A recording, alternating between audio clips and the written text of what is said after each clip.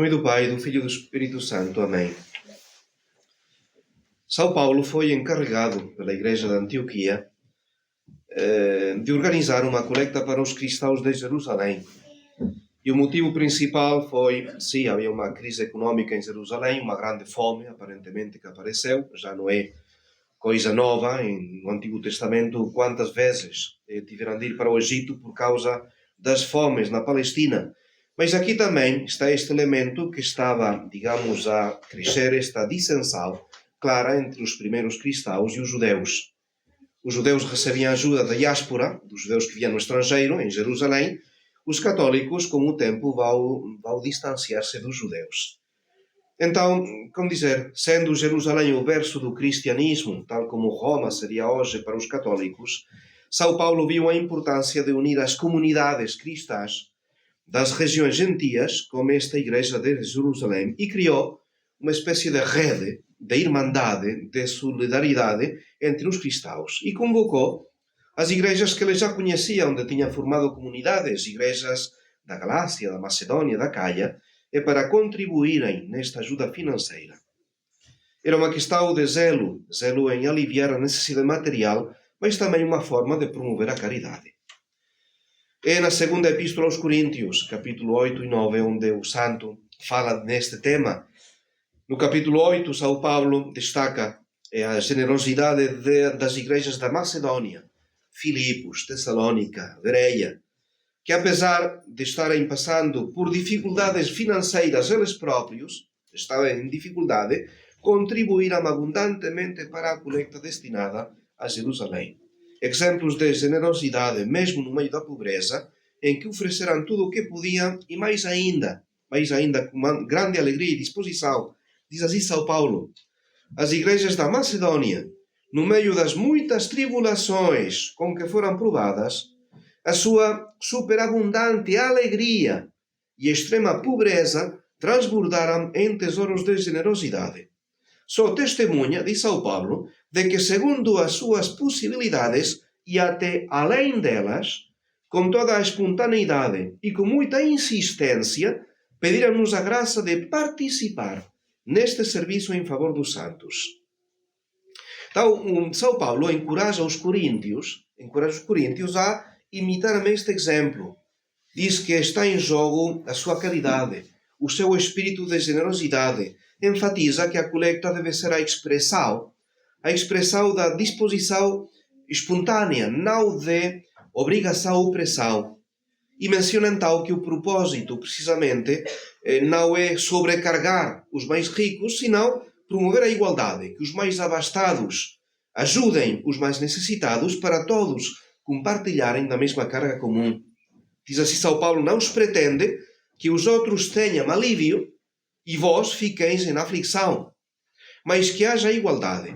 Na circunstância presente, a vossa abundância, diz aos Coríntios, a vossa abundância supra a sua indigência, os de Jerusalém, para que também a sua abundância, a abundância de Jerusalém, supra a vossa indigência, de maneira que haja igualdade.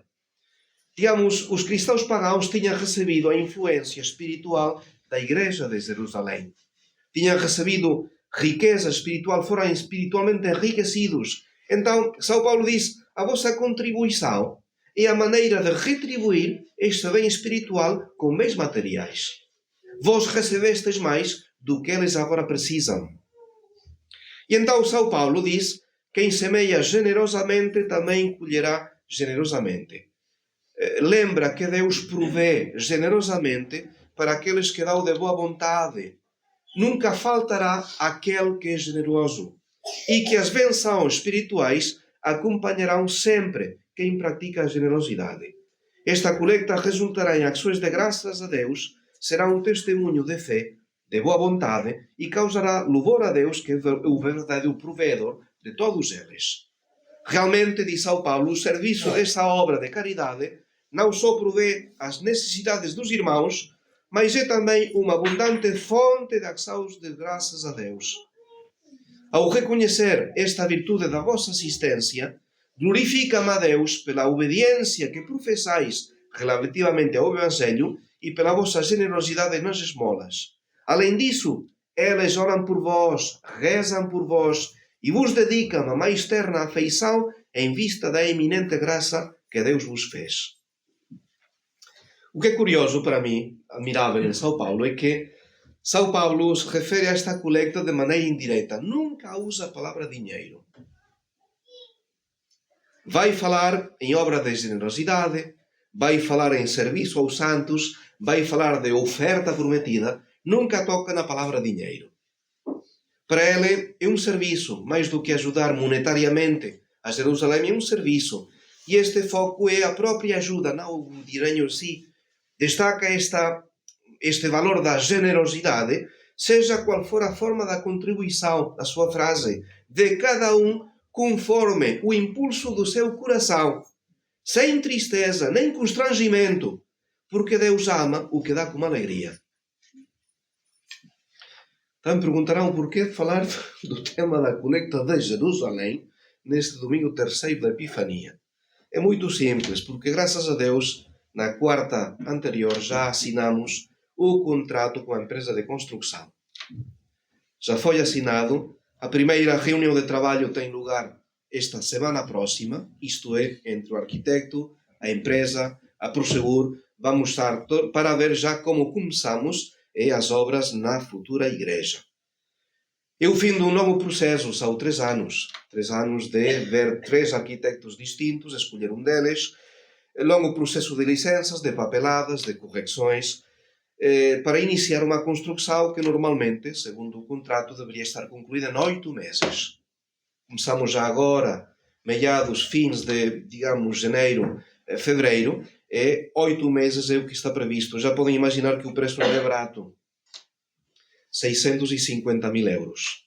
É o preço, digamos, estabelecido pela construtora. Logicamente que não assinamos mês passado porque nós tínhamos calculado mais ou menos 500 mil. Era o que contávamos e a Casa Geral, digamos, pensava poder ajudar. Bom, como o orçamento é muito superior, digamos, a Casa Geral temos de avaliar de novo este assunto. Porquê? Porque a Casa Geral está a ajudar as missões, que não recebem praticamente nada. Está a ajudar as escolas, está a ajudar os seminários, está a ajudar, ao mesmo tempo que a nossa 5 outras petições urgentes à Casa Geral. É normal que a Casa Geral, que não é o Banco da Suíça nem de Portugal, e tem de ver em que medida podem ou não podem, digamos, ajudar. Atenção à Casa Geral desde o início, há 2 anos em que já se falou com a Casa Geral, diz que sim, luz verde adiante. E agora, por segunda vez, apesar, digamos, do crescimento do orçamento, a Casa Geral diz sim, ajuda, vamos ajudar. Ajuda, atenção, ajuda. Ajuda significa que é um empréstimo que nós devemos pagar, sem pressa, porque estamos em família. Mas há uma parte obrigatória que nós devemos devolver com o tempo. Creio que então que faz sentido recordar esta coleta de São Paulo, não é? Porque ele dá os critérios de qualquer tipo de esmola. Ele fala precisamente em generosidade, fala em alegria, fala em espírito de fé. Alguns poderão contribuir com muito bem, obrigado. Muitos, a maioria, será com pouco. O importante, eu diria, de acordo com a possibilidade de cada um, mais do que a ajuda concreta, é este interesse pela obra comum. É a obra da fraternidade. Agora em Lisboa, se calhar amanhã será Fátima e outro dia será em Porto. Mas esta união, aqui os católicos, digamos, da Macedónia, era pela Igreja de Jerusalém, era para outros, não é? Mas é sempre isto o que é importante. Eu estou convencido que uma igreja aqui em Lisboa vai ser motivo de crescimento. Sim, teremos de abandonar este lugar relativamente fechado, tão querido e aconchegado, porque é assim, esta Catalina tem algo de particular que ajuda ao recolhimento, mas sempre com esta ideia de que, sendo insuficiente para atender os fiéis, precisamos de uma presença mais visível. E depois não deixa de ser uma manifestação clara do crescimento do apostolado da fraternidade em Portugal. Então, dar graças a Deus de que até agora tudo foi, digamos, muito bem e que esta Casa Geral comprometeu-se conosco de alguma maneira, um signo também de, digamos, de confiança, não é? Que dará ao Portugal. Não posso eu deixar de agradecer a generosidade habitual que sempre vi em Portugal. Digamos, pensemos que até agora nunca precisamos da ajuda da Casa de Espanha ou da Casa Geral. Se lembram, houve um sermão do padre Samuel a dizer: olha, estão a pedir aqui um segundo padre, mas com quem que vai comer? Como que entra nas coletas, e isso não dá para o apostolado. E hoje podemos dizer que Portugal consegue manter perfeitamente os seus sacerdotes e o apostolado da fraternidade. E se houver um terceiro padre que viesse a Portugal, Portugal é capaz também de assegurar o seu mantimento. Não somos Bill Gates, não é? Bill Gates. Quando um olha para a sua fortuna pessoal, segundo os sítios nos dizem 110, outros dizem 137, outros dizem até 160 bilhões. Eu li num lugar que se alguém pretendesse contar 1 bilhão, 1, 2, 3, 4, 5, 6, até 1 bilhão, tardava 95 anos, sem descanso, sem pausa. E são quantidades, nós não temos isso, vamos ter muito menos. O Ronaldo parece que ganha cada dia 500.000 euros. Um dia já pagava a nossa obra. Se alguém é amigo do Ronaldo, por favor, faça o favor de contactá-lo, não é? Não, nós aqui não, já digo, nunca precisamos da ajuda da Casa Geral, da Casa de Espanha, mas perante uma obra tão imensa para nós, digamos, como a construção de uma igreja, não posso deixar de vos encorajar a todos neste esforço. Já digo, eu fico realmente satisfeitíssimo da ajuda que até agora sempre mostrou Portugal. Isso não digo da ajuda econômica, do carinho manifestada pelos padres, 2 espanhóis, ajuda rota. Mas tanto o padre José Maria como eu nos sentimos, já não digo aqui como se em casa, melhor do que em casa.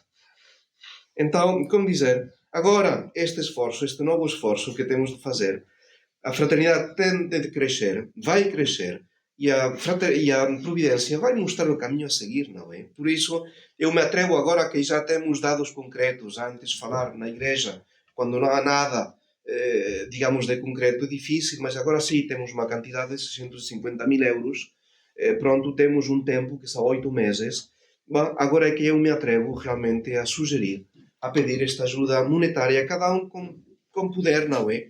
Na quantidade vamos ter de procurar também fora estes donativos, mas saiba, não é? Que uma esmola não é só uma contribuição monetária. A Igreja sempre comparou a esmola como um jejum, como uma oração e uma obra sobrenatural. E temos de ter em vista este espírito de fé que faz desta doação, que é uma privação própria, não, um acto sobrenatural, com a qual estou a redimir a minha própria alma, não é? Então, dar este aspecto sobrenatural, senão, digamos, não faria sentido. Pedimos esta graça a Nossa Senhora. Porquê? Porque ela estava em Pentecostes. No nascimento da Igreja, quem estava? Nossa Senhora. Os autores dizem, alguns pelo menos, que o Espírito Santo desceu primeiro sobre Nossa Senhora e depois se repartiu pelos apóstolos. Faz sentido. Faz sentido. Toda a graça passa por ela. Nada que não seja sobrenatural não tenha a sua intervenção. Digamos, Nossa Senhora estava no crescimento, no nascimento da Igreja. E ela, com certeza, foi quem encorajou os apóstolos. Não sei se ao ponto de aconselhar, mas Nossa Senhora continuava a ser uma referência contínua, digamos, como os apóstolos. São Lucas, os primeiros capítulos da infância de Nosso Senhor, é por causa de São Lucas que falou com Nossa Senhora. E quantas coisas que temos nos Evangelhos, porque Nossa Senhora foi quem inspirou, quem diz, não, isto foi assim, tal como aconteceu. Então, Nossa Senhora, que estava no início desta manifestação, desta aparição da Igreja Católica, nos ajude também. Inspire nos vossos corações esta generosidade. Já digo, cada um com poder. Estão os que podem dar o óbolo da viúva. Muito bem, isto aqui aceite aos olhos de Deus. Quem puder dar mais, que isto serva para a maior glória de Deus, para o crescimento da fraternidade e, finalmente, para este bem comum, que é o bem das nossas famílias, dos nossos fiéis. Em nome do Pai, do Filho e do Espírito Santo. Amém.